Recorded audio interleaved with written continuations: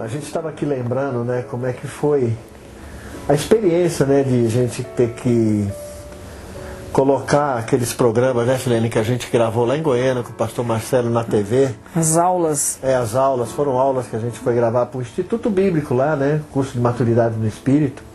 Aí conta aí como é que foi que surgiu a necessidade de usar isso. Bom, a gente veio para São Paulo, né, e fomos trabalhar numa emissora de televisão, e lá era eu fazia programação. Aí, você encher uma grade de televisão não é brincadeira, o negócio é complicado, né? Aí eu coloquei tudo que eu já tinha, meu arquivo acabou, né? Eu não tinha mais nada para colocar no ar, né? Eu falei, meu Deus, e agora, né? Eu olhei na minha mesa assim, tinha lá umas fitas lá, um Matic ainda, lembra? Das aulas do pastor Marcelo, eu olhei assim e falei, Aí falei pro Vicente, vamos colocar esse negócio no ar. O Vicente falou, não, esse aí é o Matic. Eu falei, não, mas você edita, coloca em beta. Beta é um sistema de televisão, né? Vamos formatar como programa de televisão, né? E vamos colocar no ar.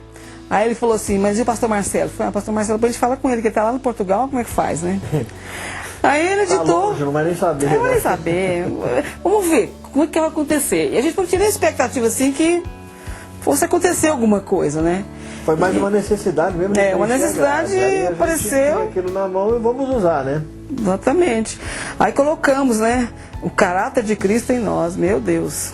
A gente colocava a aula pela manhã e reprisava à noite, no final da noite, né? Meu Deus, na primeira semana o telefone começou a tocar, na segunda semana virou uma revolução na televisão, e as pessoas ligavam, e queriam saber que igreja que era do pastor Marcelo, e o negócio foi crescendo. Eu falei, Vicente, nós temos que ligar pro pastor Marcelo, senão esse negócio, né? Vamos ligar, né? Aí eu liguei em Goiânia e peguei o telefone dele lá em Portugal, que ele estava morando em Portugal. Aí só que a gente não sabia o fuso horário, né? A gente pensava que era para trás, mas era para frente. As horas eram para frente. Aí ligamos que era umas 9 horas da manhã e lá era... Não, era umas 10 horas da noite aqui. É isso. E lá era 3 horas da madrugada. Isso. Pastor Marcelo de pijama atendeu o telefone. Eu deduz que estava de pijama, né? Porque claro. Eu não sei. Aí eu falei, Marcelo, tudo bem? Tá? Ele, sonolento. Oi, mano, tudo bem. Falei, então, Marcelo, vou te contar uma história rapidinho, depois você continua dormindo. Eu tô trabalhando numa emissora de televisão aqui, gospel, e houve uma necessidade de fazer preencher minha grade de programação, e eu peguei aquelas aulas que a gente gravou com você. Lá em Goiânia. Aquelas matérias, lembra lá de Goiânia? Ah, tá. Então, fiz os programas, coloquei na televisão, cara, e o negócio tá uma benção, uma benção mesmo. Aí ele falou assim, não, mas ficou bom? Eu falei, não, ficou bom. Eu falei, então, irmão, pode usar, não tem problema não. Foi uma revolução, realmente. Aí eu falei, Marcelo, depois eu vou ligar durante o dia, a gente conversa, tudo bem? Tudo bem. Aí desliguei o telefone e falei, então, tá tudo certo, vamos fazer a segunda matéria. Vamos continuar. Aí fizemos também lá a transformação da alma, depois fizemos vida no Espírito, Gente, mas era uma revolução. Sabe uma coisa assim que assim, foge do controle. Foge do controle. As pessoas ligavam, as pessoas pediam oração. Lá na televisão tinha um departamento de oração, lá, atendimento ao pessoal que, né, para orar. E as pessoas ligavam chorando, as pessoas ligavam aceitando Jesus, as pessoas ligavam sendo curadas. Transformação da alma, então, foi um negócio assim que eu falei, meu Deus, né? E virou uma revolução. Sabe aquela revolução santa, né? Eu falei, gente, acho que o pastor Marcelo não tem noção do que está acontecendo aqui. Ele não tem noção. E as pessoas, né? Cadê o Marcelo? Gente, o Marcelo está em Portugal. A gente até falava assim, se um dia o pastor Marcelo chegar no aeroporto aqui lá de Portugal, as pessoas vão começar a abordar ele e ele não vai entender o que está acontecendo, porque ele é tão conhecido e procurado que esse pastor ficou, que o pastor Marcelo ficou no meio dos evangélicos, sabe? Foi. Aí eu falei assim, olha, vamos fazer o seguinte, vamos trazer o Marcelo, né? Aí uns 2, 3 meses depois eu liguei para ele, Marcelo, você não quer vir aqui? A gente vai fazer um seminário lá na igreja do pastor Jabes, né? Promovido pela televisão. Porque as pessoas querem conhecer você, né? Ah, tudo bem, vou ver uma agenda aqui. Então, ver a agenda, a gente combinou, ele veio, né? E, nossa, foi uma coisa muito interessante. Lotada a igreja, lotada. E ele ministrou 2 dias, 3 dias, não me lembro, sobre o propósito profético. Meu Deus, aí foi outra revolução. Aí colocamos na televisão também, aí pronto, aí virou aquele negócio, né? Aí eu combinei com ele, não, Marcelo, faz o seguinte, que ele estava corrido, você volta aqui daqui 1 mês, 2 meses, vamos gravar mais umas outras matérias para colocar lá, né? Que as pessoas, vou voltar então, não tá. Aí eu peguei e convidei ele, depois convidei também o pastor Luiz veio aqui em São Paulo, a gente gravou algumas matérias com o pastor Luiz também, lá no estúdio da TV. Teve uma matéria lá uma matéria longa, como é que chamava aquela matéria lá? Vida Profunda. Vida Profunda. Nossa, Pastor tinha umas Marcelo 18 Vida aulas. Profunda foi algo assim também que revolucionou também. Foi mais do que a tremendo. Foi algo assim. Aí como ele veio, ministrou esse propósito profético, entre esse seminário e o outro, algumas pessoas que fez contato com ele aqui começou a conversar com ele, conversar ele lá e elas aqui, né? Aí no segundo seminário que a gente fez com ele, aí teve um grupo lá que abordou ele, quis procurar e falou, olha, a gente queria ser assistido, queria que você, sei lá, abriu igreja, nem lembro como é que era. Que você nos pastoreasse. É. A gente tem um local, temos um grupo aqui, queremos que você viesse nos pastorear. Foi. Aí ele falou, eu vou orar, vou buscar de Deus uma direção, vamos ver o que Deus fala, né? E foi. Aí ele foi orar mesmo. Aí nessa segunda vez que ele veio, o pessoal deu uma fechada nele mesmo, e, né, ó, vai ou não vai e tal, né? Aí ele foi orar mesmo, foi orar, ele conversou muito com a gente, né? E ele estava num período de transição de uma igreja, né? Você estava saindo da igreja, estava em Portugal, né? Aí nós levamos ele queria conversar com a apóstola Valnice, né? A Mami. Aí eu falei, vamos lá conversar com ela. Aí marquei com a apóstola para ele ir lá conversar com ela, nós levamos ele lá, ele conversou. Aí depois disso ele falou assim, não, eu acho que eu vou vir para São Paulo, né? Até o Vicente falou para ele, antes dele conversar com ela, né? Ele falou assim, como é que você falou para ele? Falei, pastor Marcelo, eu não sei o que se passa na sua cabeça, eu não sei o que você tem no seu coração, mas eu tenho uma convicção no meu espírito que o seu tempo de Portugal acabou e o seu tempo de São Paulo vai começar. Ele guardou aquilo no coração e entrou para conversar com o apóstolo. Quando ele saiu de lá, ele saiu convicto. Na porta mesmo ele chegou e falou, realmente eu tenho assim, uma convicção no meu espírito de que é para mim vir para São Paulo.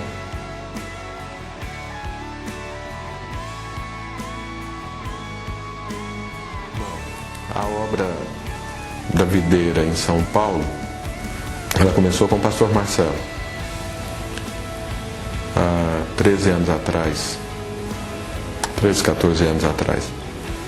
Ele foi o primeiro que foi enviado, começou no salão de beleza, uma senhora chamada Milu, e ela tinha ali umas 30 pessoas, o pastor Marcelo começou ali a igreja. Essa senhora, por sinal, até faleceu ano passado. Ela nos ajudou bastante no início da obra aqui. E o Marcelo, Deus o abençoou muito, e no prazo aí de 1 ano a 2 anos no máximo, a igreja cresceu muito. Essas 30 pessoas vieram a ser aproximadamente umas 300, 350 pessoas. E aí nesse tempo era impossível de formar uma liderança madura, experiente para conduzir a obra aqui. E aí o pastor Aloysio mandou algumas pessoas de Goiânia para cá para ajudar o pastor Marcelo. E entre essas pessoas, né, eu acho que foi a última que foi mandada, então ele mandou a mim para ajudar o Marcelo nessa estruturação dessa obra, da equipe, e ajudar para que a obra não parasse de crescer e crescesse com consistência. A minha vinda para cá, na verdade, ela aconteceu 1 ano antes de eu efetivamente vir. 1 ano antes eu tirei férias, estava numa fazenda de um membro lá da igreja de Goiânia, numa cidade lá perto chamada Porangatu. Eu sempre acordo cedo, mesmo em férias, e estava orando, e enquanto eu estava ali orando, eu tive uma visão. Eu vi uma mão vindo e entrando no meu coração e dentro de mim assim, e saiu com uma touceira de capim, com terra e muitas raízes assim na mão, e aí desapareceu. Eu perguntei para Deus o que era aquilo, que eu não estava entendendo. E Deus falou claramente comigo naquela hora, eu estou tirando seu encargo por Goiânia. Que é uma coisa interessante, porque no meu trabalho, na minha vida secular, eu venho muito em São Paulo para estudar, fazer cursos e tudo. Eu tinha assim uma antipatia pela cidade. Não sei se é porque eu não conhecia ninguém e eu ficava às noites só no hotel, e porque durante o dia eu fazia curso e à noite eu estava. Então eu fiquei assim, eu sempre pensei, se tem uma cidade que eu nunca vou morar é em São Paulo. Depois que nós formamos uma equipe mais madura e mais experiente, nós crescemos mais ainda. Fomos crescendo E pela conjuntura da cidade, o contexto da cidade, vimos que não era possível ter uma igreja num único local de reunião. Então decidimos multiplicar. Até então não havia multiplicações na Igreja Videira. Tinha só um projeto de que isso poderia acontecer algum dia. E aí nós fizemos a nossa primeira multiplicação para Lapa. Eu fui com mais ou menos 150 adultos e 30 jovens para Lapa, reunindo as células da região oeste. E aí essa foi a primeira multiplicação da igreja em São Paulo. E foi uma bênção, porque em 3 anos nós saímos dessas 180 pessoas para 1.100 pessoas. Então foi um crescimento assim muito grande. Nós vimos que essa era uma estratégia acertada que Deus tinha definido para essa cidade. Quando nós multiplicamos, e tínhamos já 14 igrejas multiplicadas na cidade, o pastor Marcelo, por ter esse chamado de abrir de obras pioneiras, de começar, e a obra, muitas pessoas de dentro do Brasil mudou para fora do Brasil, e outras pessoas que nós conhecemos entraram em contato e tudo, e queria contato, queria abrir igrejas, queria começar essa obra videira fora do Brasil.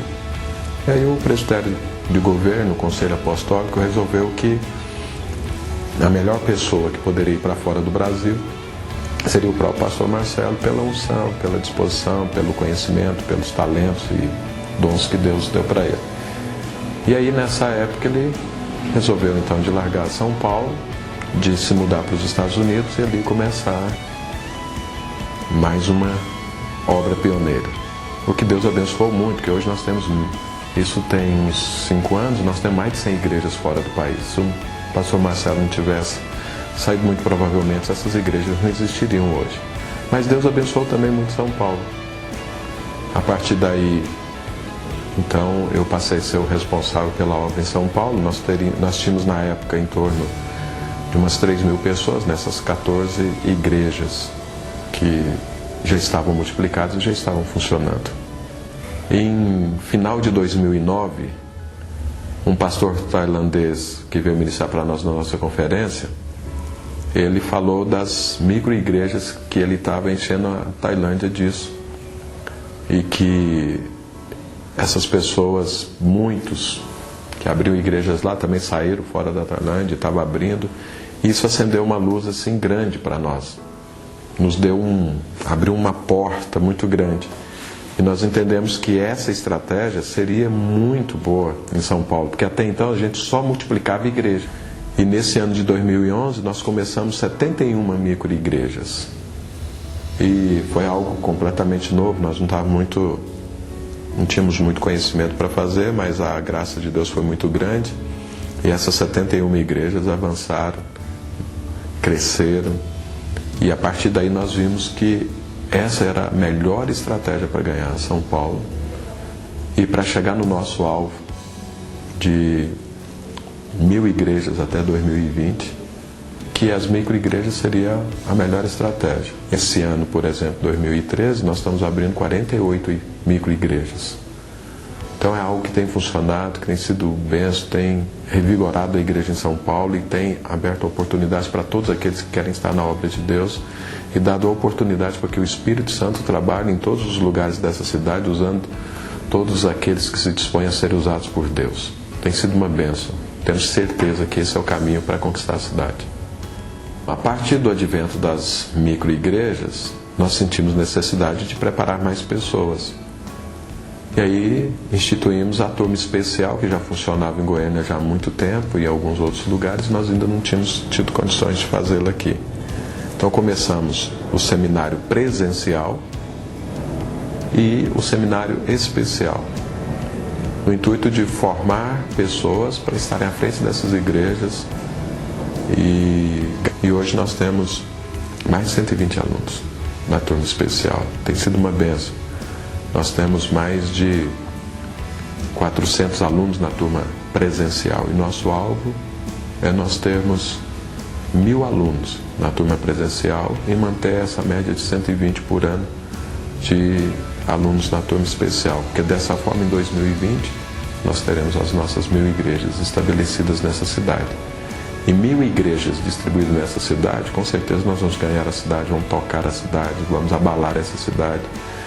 O inferno vai ter que se dobrar diante da igreja do Senhor, porque um exército poderoso está sendo formado. Hoje, com a obra da forma como ela está, nós temos aí por volta de 14 mil pessoas, entre membros, entre frequentadores assíduos e visitantes que estão nos acompanhando. Se nós somarmos as crianças, nós vamos para 19 mil pessoas e almas dessa cidade que congregam junto conosco. E isso pode parecer muito, mas para uma cidade desse tamanho é muito pouco. O nosso alvo é ter 1 milhão de membros nessa cidade, porque assim sabemos que vamos tocar essa cidade definitivamente, vamos mudar a história dessa cidade. E Deus tem nos abençoado muito. Então em 2020 o nosso alvo é ter 1000 igrejas e logo em seguida o nosso alvo 2023, 2024, 2025 no máximo a gente chegar nesse número de membros. E aí nós queremos fazer reuniões para que impactam essa cidade. Reuniões ou que a gente alugue todos os estádios da cidade, ou vamos para a Avenida Paulista, para o Campo de Marte, mas para fazer algo que verdadeiramente pare essa cidade, que ela possa parar e ver que tem algo de Deus, um milagre de Deus acontecendo nessa cidade.